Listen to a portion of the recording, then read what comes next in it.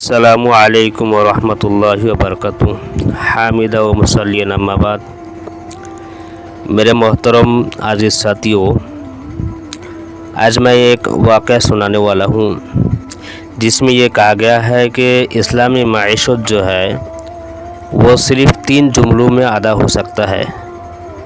وہ ایک عرب کا مقولہ ہے کہ العاقل تکفیہ الاشارہ، کہ جو عقل مند ہے اشارہ ہی ان کے لیے کافی ہے۔ تو اسی طرح آج میں آپ لوگوں کو ایک واقعہ سنانے والا ہوں جس سے آپ یہ سمجھ جائیں گے کہ اسلامی معیشت صرف 3 جملوں میں ادا ہو سکتے ہیں۔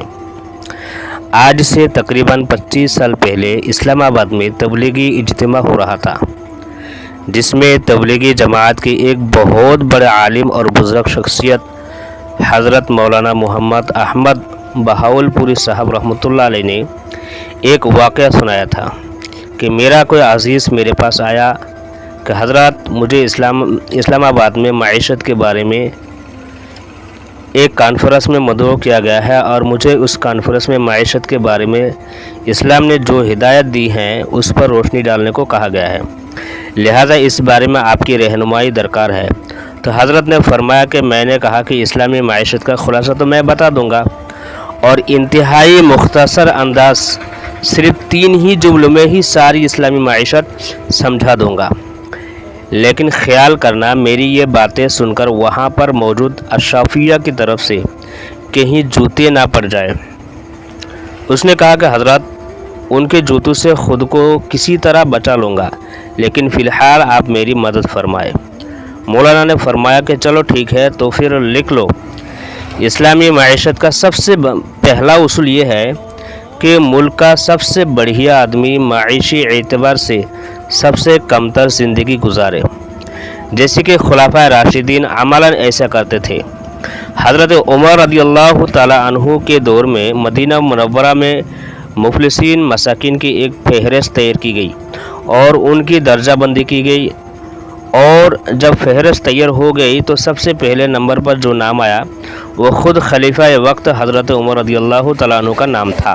سبحان اللہ۔ اس کا فائدہ یہ ہوتا ہے کہ عوام اپنے بڑوں کو دیکھ کر ان کے طرز زندگی کو اپنانے کی کوشش کرتے ہیں، اور جب سب سے بڑھیا لوگ یعنی حکمران سب سے نیچے والا معیار زندگی اپنائیں گے تو پھر کسی بھی شخص کو غربت افلاس پر کوئی شرمندگی اور احساس محرومی نہیں ہوتا۔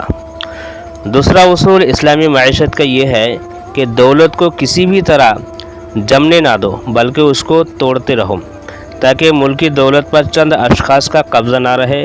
لہذا سب سے پہلے موجودہ بینکی نظام کو ختم کرنا ہوگا۔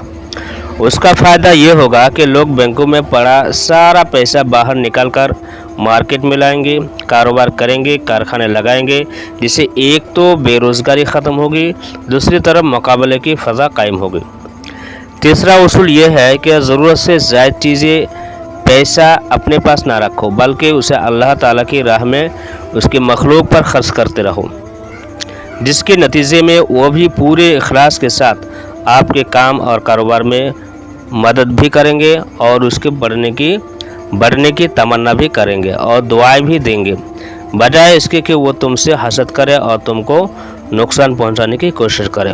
تو میرے عزیز ساتھیو، یہ وہ 3 اصول ہے جو ہماری معاشرت کو، ہمارے معیشت کو اچھا اور بہتر بنانے کے لیے کافی ہے۔ اس لیے میرے محترم عزیز ساتھیو، ہم دھیان سے یہ کام کریں، اور آنے والے الیکشن میں ہم ایسے ہی آدمی کو چنیں گے، چاہے آج کی دور ہو یا کچھ سال بعد ہو، کہ ہم ایسے ہی نیتا کو چنیں گے، ایسے ہی خلیفہ بنائیں گے جو غریبوں کا مسیحا ہو، ان کا درد سمجھے، ان کا دکھ سمجھے، ان کے ساتھ اٹھنا بیٹھنا بھی ہو، اور ہر طرح سے ان کی مدد کرے، اور بے روزگاری دور ہو، اور ملک کی بھلا ہو، اور سب کے ساتھ ہاتھ جوڑ کر کاندھا سے کاندھا ملا کر چل سکے۔ ہم ایسے ہی آدمی کو چنیں گے انشاءاللہ۔ میں اپنی بات کو اسی پر ختم کرتا ہوں۔ وآخر دعوانا الحمدللہ رب العالمین۔ السلام علیکم ورحمۃ اللہ وبرکاتہ۔